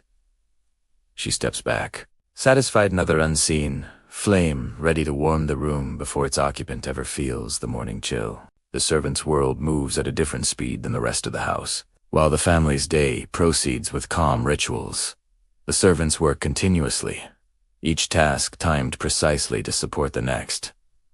Breakfast leads to cleaning. Cleaning leads to laundry. Laundry leads to errands. Errands lead to preparation for lunch, for tea, for dinner. The day is a chain of obligations, each link connected to the one before it. Yet there is grace, grace in the movements, in the teamwork, in the small exchanges of glances and murmured words that help the household function smoothly. You see it as two maids pass in the hallway, each stepping aside slightly without breaking their rhythm. You see it as the cook pauses to hand the scullery maid a warm towel to ease the sting of cold water. You see it as the footman quietly straightens a crooked frame on the wall before returning to his duties. These gestures may be small, but they hold the essence of humanity in a world built on constant service. You step into the servants' dining room, a small, plain space with simple wooden benches and a narrow table. Breakfast is over, but the remnants remain. A pot of thin porridge, a few crusts of bread, mugs with traces of tea. A maid enters wiping her hands on her apron and takes a quick sip from her mug before setting it down again. She has only a moment to rest, but she savors it, leaning briefly against the table before hurrying back to her tasks. You follow her into the hallway again, where sunlight now filters through the high windows, casting soft beams onto the worn stone floor. Dust dances through the air, illuminated in delicate patterns as servants hurry past. The house is fully awake now, both in its quiet elegance above and in the bustling world below. You pause at the base of the stairs, listening. You hear brushes sweeping, dishes clinking, water sloshing, voices murmuring, footsteps shuffling in well-worn shoes. All of it blends into a gentle, steady hum the heartbeat of the household, strong and constant, powered by those who rarely receive thanks, yet continue on with quiet dignity. As you step outside again, the fog meets you with a familiar softness. Behind the townhouse walls, the servants continue their endless routines, their presence hidden but essential. You walk onward, carrying with you the quiet strength of their labor, the unseen force that holds so much of Victorian life together, and the city waits for you still. You step back into the open air, leaving behind the quiet world of servants and the polished corridors of the wealthy homes. The fog outside has begun to lift in thin, curling wisps, revealing more of the city than before. With every step, you feel London shifting from the hush of early morning into the textured murmur of full day. Sounds gather, mingle, and travel through the streets like strands of music carried on the wind, drawn by a rising mixture of scents: fresh produce, coal smoke, early cooked stew, damp rope, river air. You follow the winding lanes until they open into a bustling marketplace. The transition is soft at first, gentle hints of movement around corners, then slowly more distinct. The creak of wooden stalls being lifted into place, the rustle of canvas coverings being folded back, the dull thump of crates being set on the ground. When you reach the market square, it is as though you have entered the beating heart of the city. Stalls line every edge of the square, some still half covered, others already coming to life. The air shifts around you, warmer with the presence of people moving in every direction. Yet despite the growing activity, there is nothing harsh or jarring about the scene. Everything unfolds with its own quiet rhythm, fluid, paced, unhurried. A morning just finding its voice. A costermonger passes you first, pushing a wooden cart laden with apples and pears. The wheels squeak softly against the cobblestones. His voice rises in a mellow call, one shaped by countless mornings like this. Fine apples here, fresh, sweet, and ready for your table. His shout is not piercing, but melodic, almost friendly, on invitation rather than a command. You watch as he arranges his fruit in tidy rows, adjusting each one so the colors appear pleasingly blended. Even the poorest sellers know the power of presentation. Nearby, a fishhawker lifts the lid of a wooden crate, letting the cool morning air brush across the catch brought in before dawn. The scent of the river rises with it, sharp but clean. She arranges the fish on a slanted board, allowing melted ice to trickle down and pool below.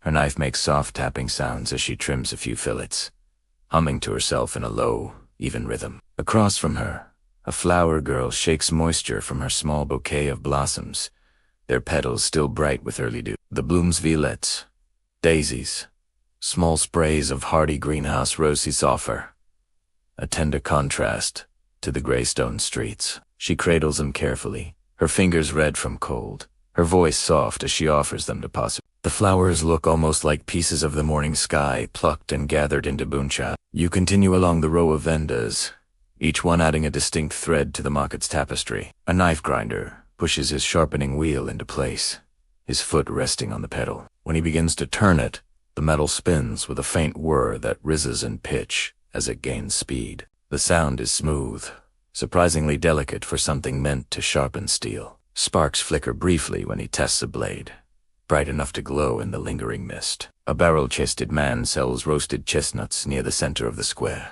His cart is small, crowned by a metal pan where chestnuts crack open in the heat.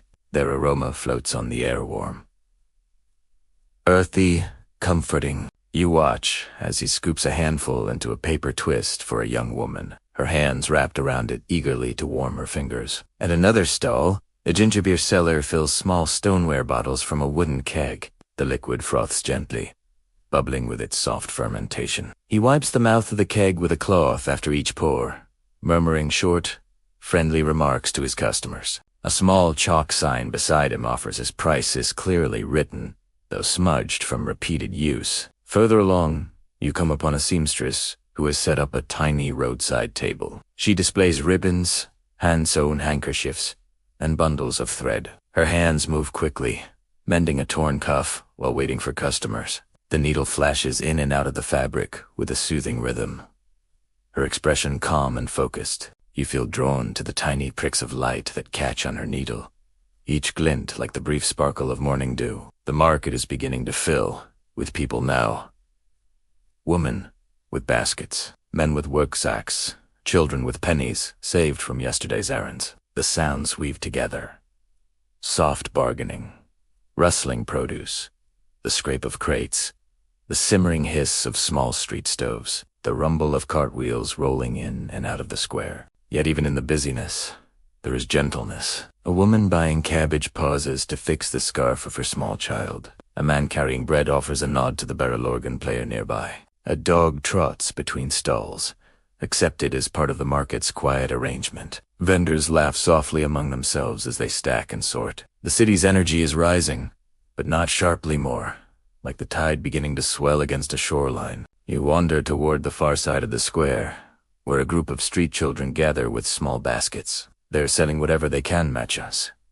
Thread, tiny fruit bundles, small wax tapers. Their voices are light and hopeful, calling out their goods with soft earnestness. Though their clothes are worn and their cheeks slightly their eyes shine with the bright alertness of children accustomed to working early. One girl, no older than 8, balances a basket of roses on her hip. The flowers are slightly wilted at the edges, but she fluffs them gently with her fingers, coaxing a little more life into them. She catches your eye, and smiles a shy, fleeting gesture before moving on to offer a bloom to a passing woman. You drift past them, letting the sound of their voices blend into the rest of the market's melody. As you make your way toward the edge of the square, the fog thins further, lifting to reveal the rooftops of the surrounding shops. Sunlight filters down in soft ribbons, illuminating the dust in the air. The market seems to glow for a moment, wooden stalls brightening, produce catching glints of light, the faces of sellers warming with color. You pause to take in the scene. This market is more than commerce. It is a living rhythm, a gathering of trades woven together through necessity, tradition, and routine. A place where the city's people, rich or poor, depend on one another in countless small, unspoken ways, and you feel yourself gently carried by its pulse, as though the market has folded you into its morning rhythm. When you finally step out of the square and onto the next street, the sounds soften behind you, becoming an echo, a warm, textured whisper of life continuing in your wake. The city has much more to show you.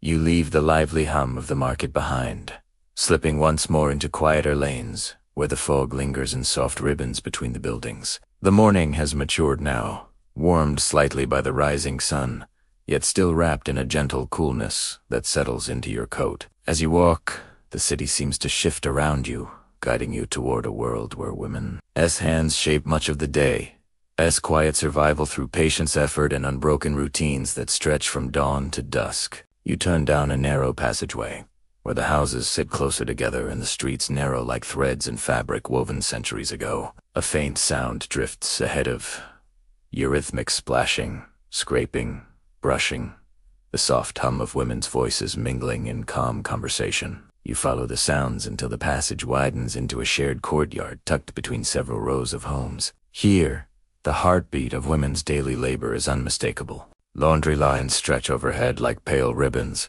swaying gently in the faint breeze. Sheets, skirts, aprons, and shirts hang in uneven rows, each one telling a story of yesterday's toil coals, mud splashes, and the subtle scent of soap clinging to damp fibers. Below them, several women stand at large basins, sleeves rolled to their elbows, hands submerged in cold, soapy water. You pause near the entrance, watching as one woman lifts a wet sheet, water dripping in slow trails back into the basin. She twists the fabric with practiced strength, her hands steady despite the chill, the muscles in her forearms flexed with effort, yet her face remains calm, focused. Another woman beside her rubs a shirt against a washboard, the scrape of fabric creating a steady rhythm that blends with the murmuring voices around her.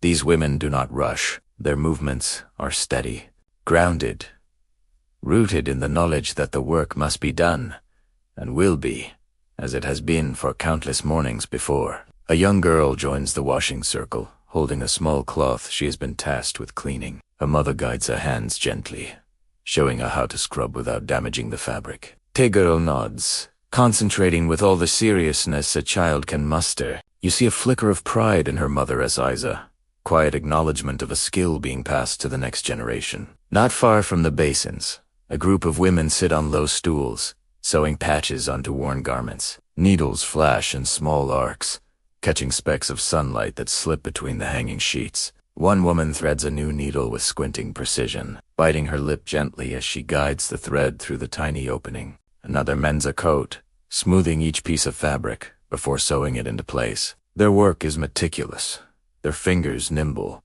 their posture relaxed, yet intent. The conversation among them flows softly, snippets about neighbors, about yesterday's market prices, about children's mischief, about upcoming needs. Their voices weave together into a warm, comforting sound, like the murmur of a small stream drifting gently through stones. You feel yourself slipping into that rhythm too, your breath sinking with their steady pace. A pot of something warm simmers on a small stove nearby, thin stew, perhaps, or broth made from leftover bones and vegetables. Its aroma fills the courtyard with a humble comfort. An older woman tends it, stirring the pot with slow, practiced motions. She lifts the spoon occasionally, tasting, considering, then adding a pinch of salt with careful judgment. Her movements are unhurried, shaped by decades of cooking for a household where every scrap matters. You walk farther into the courtyard and notice a seamstress sitting near a window, taking advantage of the softer morning light pouring into her workspace. Bolts of fabric are stacked neatly beside her, though none of them are new. Most are remnant small pieces salvaged from old garments or purchased cheaply from market stalls. She spreads out a skirt on her lap, examining a tear along its hem. Her needle dips and rises, stitching the fabric with a delicate grace that feels almost musical. A basket at her feet holds tiny garments, dresses for infants, shirts for toddlers, all mended with care. She pauses once to shake out her sore hand, then returns to her gentle sewing, humming a tune so faintly you can only sense its shape rather than hear the notes clearly.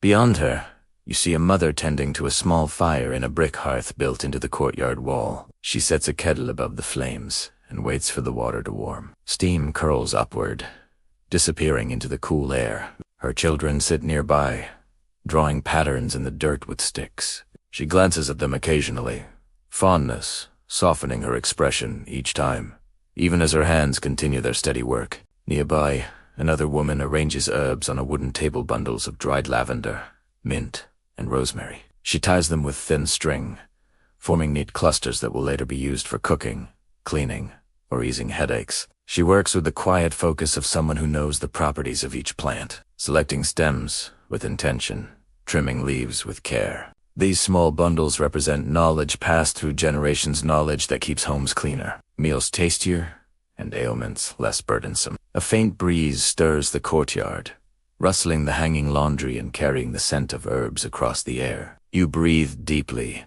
letting the aroma settle into your senses. Soap, lavender, clean cotton, simmering broth, cool morning air. The combination is calming, grounding, familiar in a way that transcends time. As you move between the women, you notice how they support one another, not just through conversation, but through shared labor. One woman helps squeeze water from a heavy blanket that another struggles to lift. Another comforts a toddler who is tripped, brushing dust from the child's knees before returning them to their mother's side. When the older woman stirring the pot coughs softly, a neighbor brings her a cup of warm tea without being asked. There is community here woven, not through wealth or status, but through mutual need and patience. You watch as the laundry lines fill, as baskets empty and fill again, as small mended garments grow into ready stacks. The courtyard is alive with motion, but it never feels chaotic. Instead, it feels balanced, like a gentle current flowing through each corner, linking every gesture and voice into a bigger, quieter whole. Eventually, the washing slows, the sewing quiets. The children grow restless and drift toward the edges of the courtyard, playing games with pebbles and sticks. The women gather their baskets, wring out their hands, straighten their shawls. Their work is not done, far from it. Inside their homes, more tasks await. Preparing midday meals, sweeping floors, airing out damp rooms, soothing children, tending to small evening chores before night falls.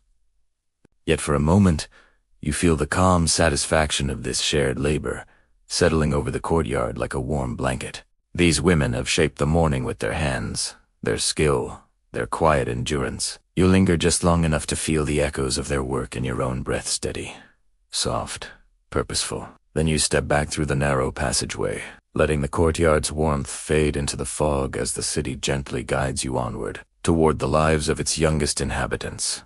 You leave the courtyard behind, stepping once more into the soft, shifting mists of the streets. The air feels lighter now, the fog lifting in gentle layers as morning grows older. Your footsteps guide you through a narrow alley where faint laughter drifts ahead, scattered like tiny bells carried by the breeze. You follow the sound until the alley opens into a quiet lane where the lives of Victorian children begin to unfold before your eyes. The first child you see is a small boy crouched beside a doorway, rolling a wooden hoop along the ground. He taps it gently with a stick, guiding it with surprising skill so it stays upright even on uneven cobblestones. The hoop wobbles occasionally, then straightens itself as though responding to the boy's quiet determination. He grins when it obeys him, breath forming small clouds in the chilled air. This simple game, nothing more than hoop and stick, seems to fill him with joy enough to chase away the cold. A few steps farther, two girls kneel beside the pavement, drawing chalk patterns in soft, curving shapes. Their chalk is worn down nearly to the fingertips, yet they use every small piece carefully. They draw hopscotch squares, filled with swirling decorations and tiny stars. The girls take turns hopping along the pattern, their skirts lifting slightly as they jump. Their laughter warms the air, mixing with the chalk dust that drifts upward like pastel smoke. You stand quietly at the corner, watching, listening. As you continue walking, you encounter a group of boys kicking a small leather ball made from scraps of cloth tied tightly together. Their shoes are worn, soles thinning, but their steps are light and full of energy. They shout instructions to one another in hushed tones, as though unwilling to disturb the gentle quiet of the street. When the ball rolls near your feet, one boy rushes toward you, scoops it up with a quick nod of thanks, and runs back to the game, his laughter trailing behind him. A sense of warmth fills the lane children, shaping their own small world within the larger one. But children in Victorian London live many lives, and not all are filled with play. As you turn another corner, you find yourself in a busier area where the morning's work continues. Here, children stand beside adults, assisting with daily chores. A girl barely 8 years old helps her mother fold laundry on a wooden table outside their home, her small hands learning the precise motions of smoothing and stacking. She folds each piece carefully, mimicking her mother's movements, taking pride in every neat stack she creates. Nearby, a young boy carries a basket of coal pieces from a cart to the storage bin behind his house. The basket is heavy, its handles worn, yet he lifts it with a practiced grip. He walks slowly, carefully, protecting each piece as though they were coins instead of lumps of dark fuel. When he empties the basket, he pauses only briefly before returning to the cart for another load. You follow the gentle rhythm of their work, feeling the weight of their small responsibilities. As you walk deeper into the neighborhood, you notice more signs of children's daily duties. A girl, her apron dusted with flour, stands in the doorway of a bakery, delivering small trays of rolls to customers. She moves with the calm confidence of someone who has repeated this task hundreds of times. A delivery boy speeds past you, a stack of folded papers under his arm, calling out the morning news with a voice just loud enough to catch attention. He darts between people, weaving with an agility his small frame grants him. And yet, even in work, there are pockets of childhood that slip through like rays of sunlight. You round a corner and find a group of children perched on a low stone wall, sharing a single apple between them. They take turns, biting into it, their faces lighting up with every sweet taste. They giggle softly, telling each other stories or secrets they would never reveal to grown-up. The apple pasas.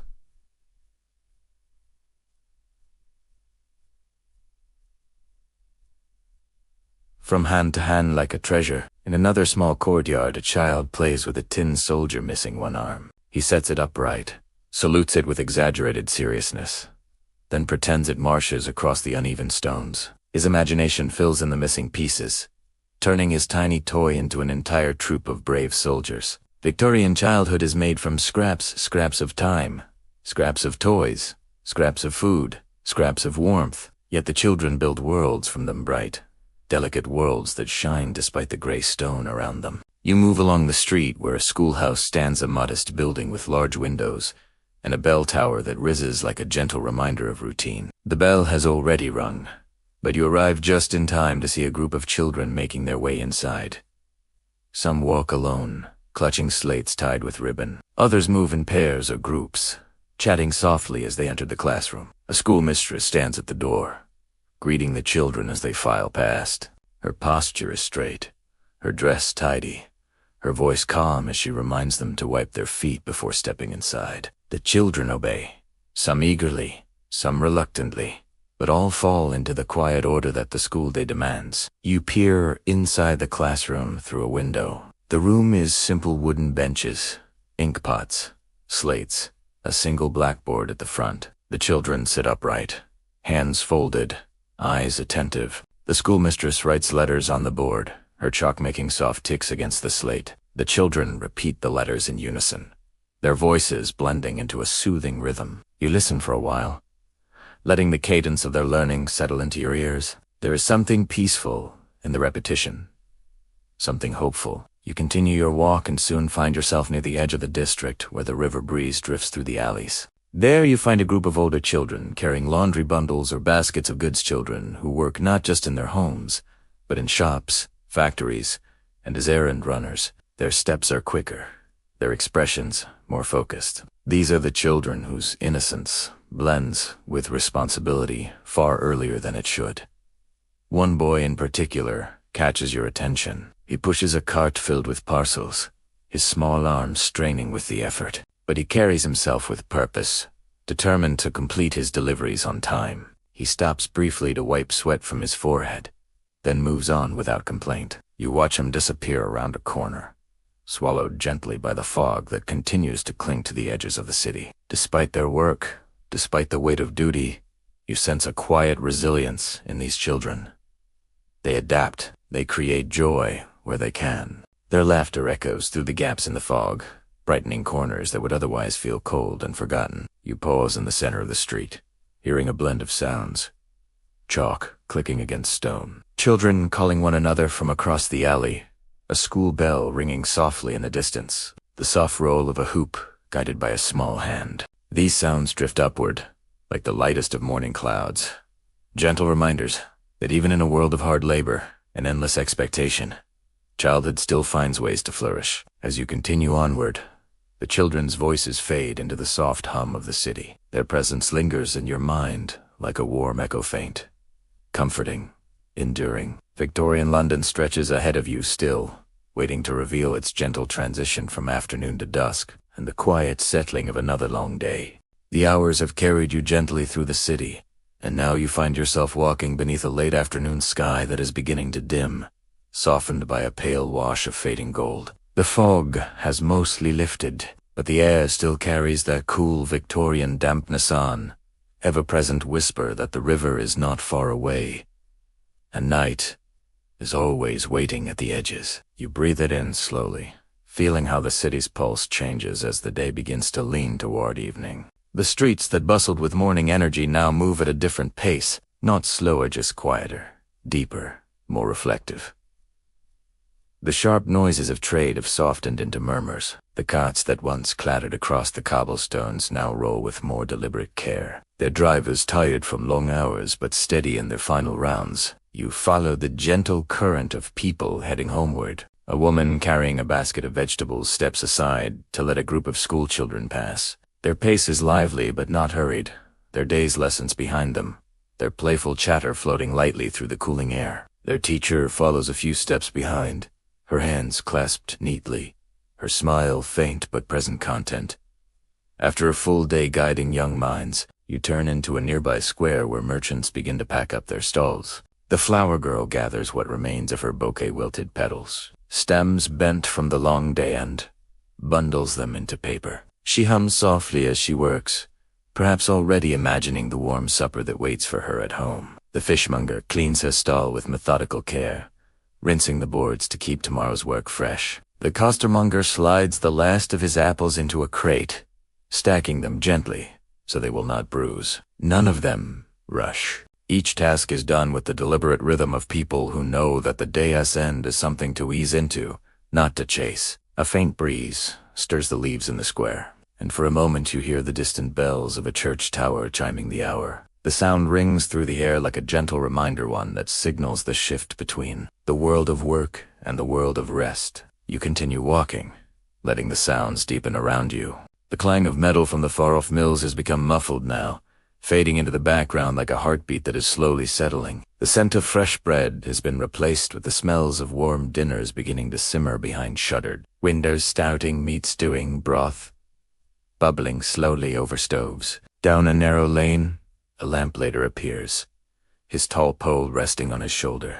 His steps are unhurried as he moves from one street lamp to the next. He raises the pole, hooks the lamp's latch, and in a soft, practiced motion, the flame is coaxed to life. The glass enclosure glows faintly at first, then warmly, casting a small halo of light across the cobblestones below. You watch him repeat this ritual. Hook, lift, light, lower, step, hook, lift, light.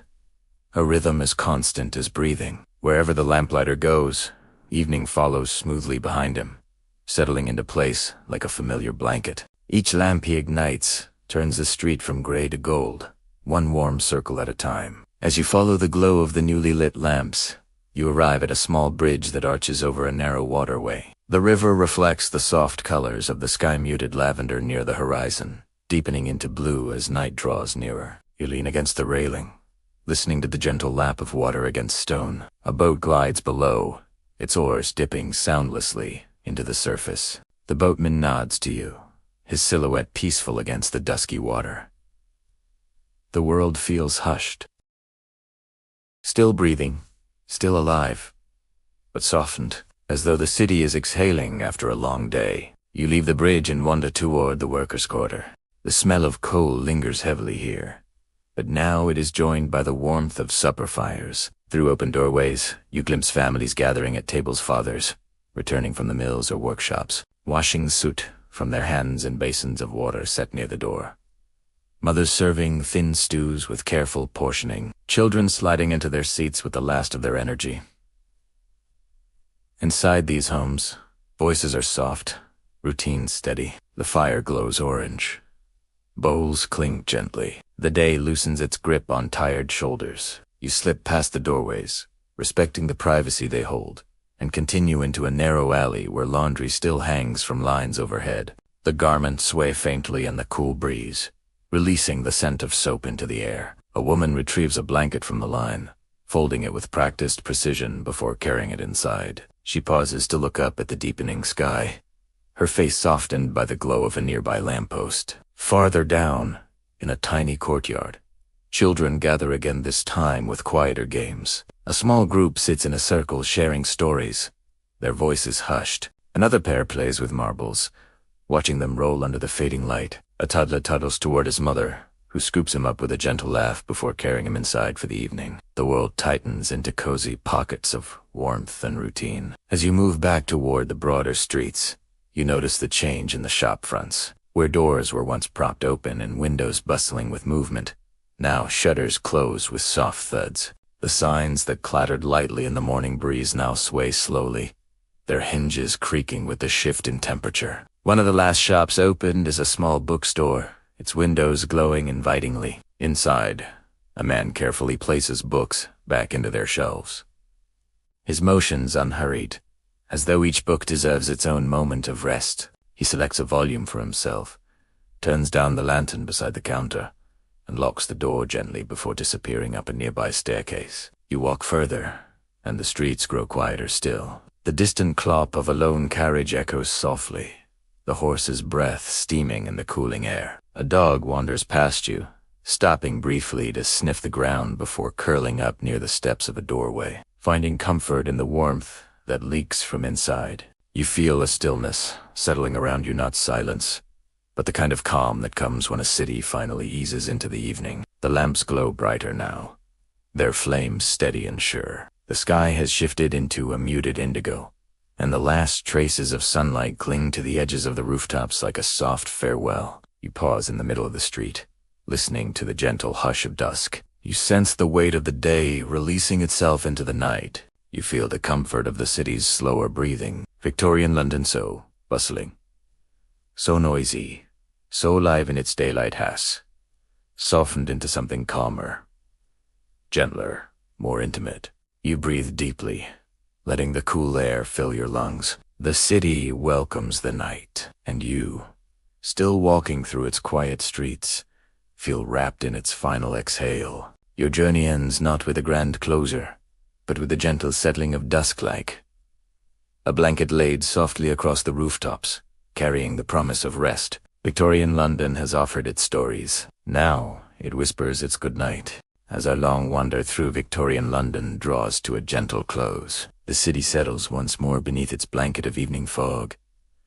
The lamps flicker softly along the quiet streets. Windows glow faintly with the warm light of homes preparing for rest. The last carts roll slowly toward the stables, and footsteps grow softer until they fade into silence. You have walked beside workers and children, stood in humble kitchens and grand drawing rooms, felt the heartbeat of mills, markets, and river lanes, and watched an entire day pass from fog-draped dawn to peaceful dusk. Thank you for sharing this slow journey through history with me. Your presence here brings life to stories long past. If you are new to this cozy corner of YouTube, I would be honored if you joined our growing family of gentle history dreamers. Please consider subscribing, and let these calm stories keep you company whenever you need rest. And now, as my voice fades, a soft bed of relaxing music will continue on its own, guiding you deeper into comfort, into stillness, into sleep. Good night, traveler, and may the quiet fog of Victorian London stay with you long after your eyes close.